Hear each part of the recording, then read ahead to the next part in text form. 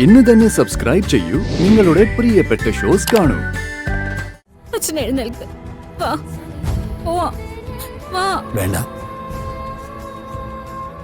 ദൈവത്തിന് നിരക്കാത്തത് ഇന്നുവരെ ദേവനാരായണൻ ചെയ്തിട്ടില്ല, ഇനി ചെയ്യയില്ല. വലിയൊരു പാപം ചെയ്തിട്ടുണ്ട്. അവളെ ജനിപ്പിച്ചു. അതിനുള്ള ശിക്ഷ ഞാനും നിന്റെ അമ്മയും ഏറ്റുവാങ്ങും.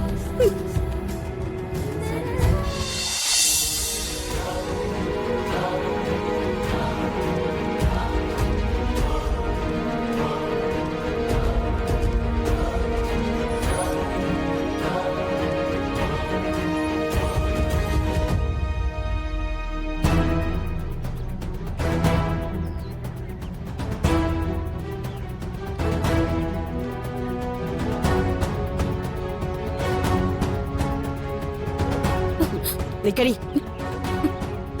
എന്താടി ഇവിടെ എല്ലാവരും ചത്തോന്നറിയാൻ വന്നതാണോ നീ ആ സിനിമയിൽ അഭിനയിക്കാൻ പോയപ്പോ എല്ലാവരും നിന്നോട് കാല് പിടിച്ച് പറഞ്ഞതല്ലേ അങ്ങനെ ഒരു കാര്യം ചെയ്യല്ലേ ചെയ്യല്ലേ എന്ന്? എന്നിട്ടിപ്പൊ നീ എന്ത് നേടി? പ്രിയങ്കയുടെ വിവാഹം കഴിഞ്ഞ അന്ന് മുതല് അവളുടെ ജീവിതം ഇല്ലാതാക്കാനായിരുന്നു നിന്റെ ശ്രമം. ഇപ്പൊ നിനക്ക് അവസരം ഒത്തു കിട്ടി. അവളിപ്പോ ലോക്കപ്പിലാണല്ലോ. ഇനി ഒരു കടുത്ത ശിക്ഷ കൂടി കിട്ടിയ വരുണിനെ നിനക്ക് സ്വന്തമാക്കാം. കണിമംഗലത്തെ മരുമകളെന്ന പദവിയും സ്വന്തമാക്കാം. മുത്തശ്ശി, എനിക്ക് എന്റെ അച്ഛനെ കാണണം.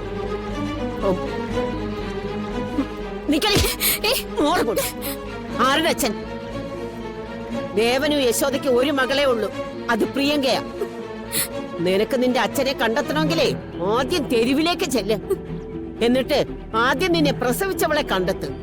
എന്നിട്ട് അവളോട് ചോദിക്കേ നിന്നെ ജനിപ്പിച്ചവൻ ആരാണെന്ന്. വീടിനകത്തേക്ക് കേറിപ്പോവരുത്. ഇവിടെ നിന്നെ ആർക്കും വേണ്ട.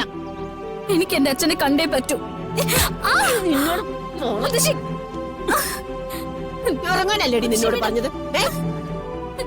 നിക്കണേ ശരിയാക്കോടി ഞാൻ. അമ്മേ,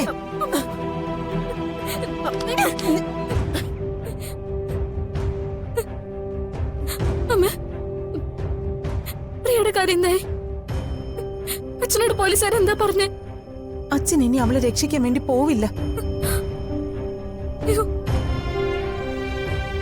അവള് ചെയ്ത തെറ്റ് അച്ഛൻ തിരിച്ചറിഞ്ഞു. നിയമം വിധിക്കുന്ന ശിക്ഷ അവക്ക് കിട്ടിക്കോട്ടെ എന്നാ അച്ഛൻ പറയുന്നത്. എന്തൊക്കെയാ അമ്മേ പറയുന്നേ? അവളെ ശിക്ഷയ്ക്ക് വിട്ടുകൊടുക്കാനോ? ഇതൊന്നും പറ്റില്ല. അച്ഛൻ എവിടെയാ? അച്ഛനോട് ഞാൻ സംസാരിച്ചോളാം. എവിടെ? അച്ഛൻ പൂജാമുറിയിലുണ്ട്.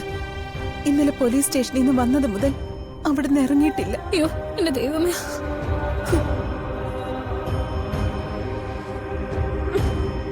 ഇപ്പൊ അവള് വന്ന് സംസാരിക്കുന്നത് പോലും നീ വിശ്വസിക്കുന്നുണ്ടല്ലോ യശോദേ.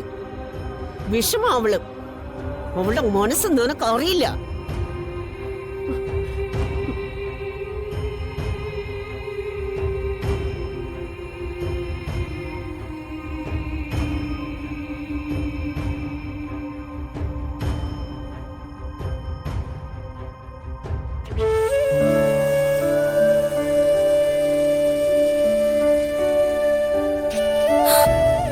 അയ്യോ അച്ഛാ, അച്ഛാ.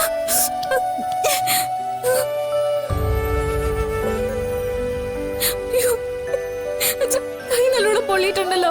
മനസ്സോളം പൊള്ളിയിട്ടില്ല.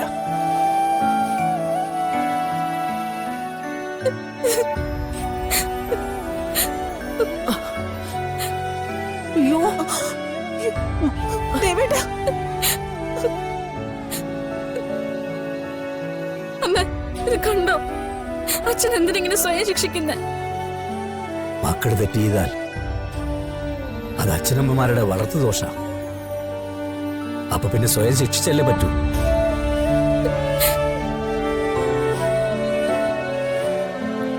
നിന്നെ കൊല്ലാൻ അവള് ശ്രമിക്കുക, അതിന് പണം കൊടുക്കുക.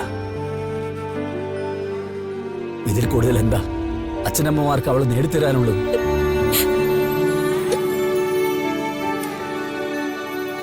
ഉയരങ്ങളിലേക്ക് പോകണമെന്ന് ആഗ്രഹിച്ചവളാ. പക്ഷെ ചെന്ന് പതിച്ചതോ പടുകുഴിയിലേക്കല്ലേ. അങ്ങനെ ഒരു മോളെക്കുറിച്ച് സങ്കടപ്പെടുന്നതിൽ പോലും ഒരു അർത്ഥമില്ല. അവളുടെ ഗതി എന്തോ ആയിക്കോട്ടെ. നിയമത്തിന് തോന്നുന്ന ശിക്ഷ എന്താന്ന് വെച്ചാൽ നൽകട്ടെ.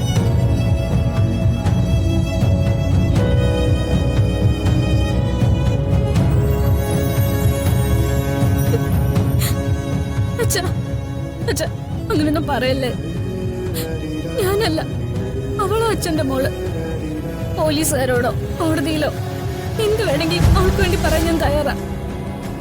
അച്ഛാ, അച്ഛൻ എഴുന്നേൽക്ക്. വാ പോവാ, വാ. വേണ്ട. ദൈവത്തിന് നിരക്കാത്തത് ഇന്നുവരെ ദേവനാരായണൻ ചെയ്തിട്ടില്ല, ഇനി ചെയ്യയില്ല. വലിയൊരു പാപം ചെയ്തിട്ടുണ്ട്. അവളെ ജനിപ്പിച്ചു. അതിനുള്ള ശിക്ഷ ഞാനും നിന്റെ അമ്മയും ഏറ്റുവാങ്ങും.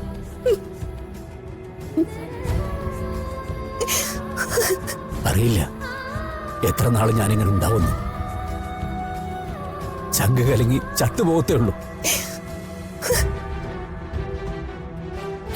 അച്ഛനൊന്നും മിണ്ടാതിരിക്കുന്നുണ്ടോ? ഇനിയിപ്പോ അഥവാ അവളൊരു കുഞ്ഞു തെറ്റ് ചെയ്താലും അത് പറഞ്ഞു തിരുത്തേണ്ടവരല്ലേ നമ്മളല്ലേ അത് പൊറുക്കേണ്ടത്. അച്ഛ വാ, വാ. ദേവേട്ട, മോള് പറയുന്നത് കേട്ടോ? ഇല്ല യശോദേ, എന്റെ തീരുമാനത്തിൽ ഒരു മാറ്റവും ഇല്ല.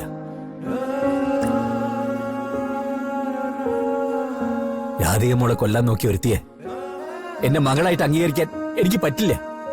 ഈ ജന്മം പറ്റില്ല. ദേവാ, നീ പറയുന്നതിനൊക്കെ ദുഃഖിക്കുന്ന ഒരു കാലം ഉണ്ടാവും. അന്ന് ഈ നിൽക്കുന്നവള് പോലും നിന്റെ അടുത്ത് ഉണ്ടാവില്ല. വലിയ നേട്ടങ്ങളൊക്കെ നേടിക്കഴിയുമ്പോ അവളും ഇട്ടിട്ട് പോവും.